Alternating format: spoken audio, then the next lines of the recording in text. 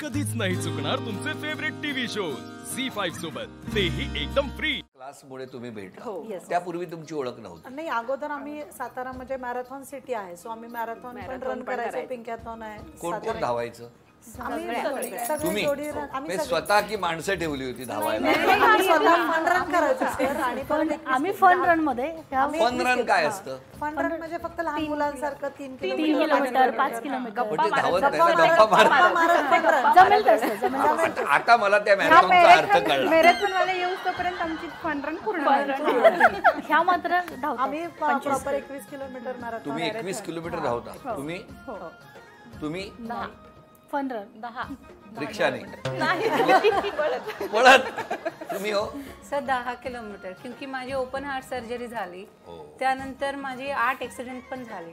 8 accident? जी, 2 wheeler वरती खूप सारे, मतलब असं धडकणार आणि माझ्यावर नाव टाकलं. तुम्ही नाही धडकला? वेगळे पण आहे पण ते जकातवाडीमध्ये ते अजिंक्य ताराचे जे हे काय म्हणते तो डोंगर आहे ना, ते असं जायला लागते. ते लोक असं येऊन असंच धडकतात.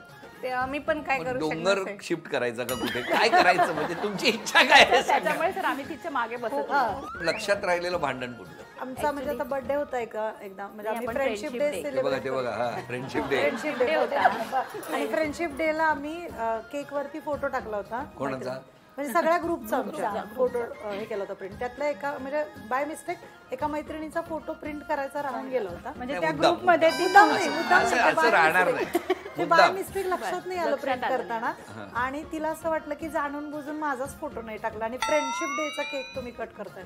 मग तिने एवढा रडून गोंधळ घातला होता, तुम्ही मला मुद्दामूनच विसरला असं तसं. पण खरंच आहे ना. म्हणून आम्ही आता प्रत्येक वेळेस ग्रुप फोटो काढत असेल तर तिला सांगतो, बघ तुला यायचं का नाही तर हाच फोटो पुढच्या वर्षी येणार. आज सुद्धा त्यांना बाहेर घडलं. तुमचे मिस्टर तुम्हाला स्वभावात कुठला बदल कर सांगतात? नाही, असं चिडचिड कमी कर सांगतात ना तुम्हाला? माझा स्वभाव थोडासा रागीट आहे, तर ते सांगतात की थोडं शांत राहत जा. ते त्यांनी सांगितले नाहीये.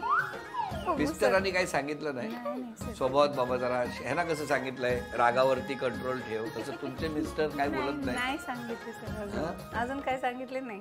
काही नाही सांगितले, उद्या जाऊन विचारा. फोनवर कमी बोलायला सांगतात. फोनवर कमी बोलायला?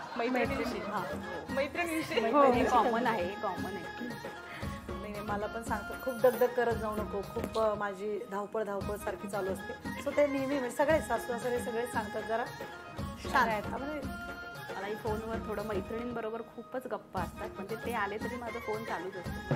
मैत्रिणींबरोबर दिवसभर चालूच असतं तुझं. थोडं मी आल्यावर माझ्याशी बोलत जा आणि थोडं चिडचिड कमी. माझे सर मी बोलायला सुरू केली की माझ्या हातातनं फोन घेऊन ह्यांच्याशी बोलत बसतात. सर तुमचे मिस्टर ते फोन आला की तुमच्याशी बोलायला आवडत नाही? झी5 ॲप डाउनलोड करा आणि पहा सर्व एपिसोड्स एकदम फ्री.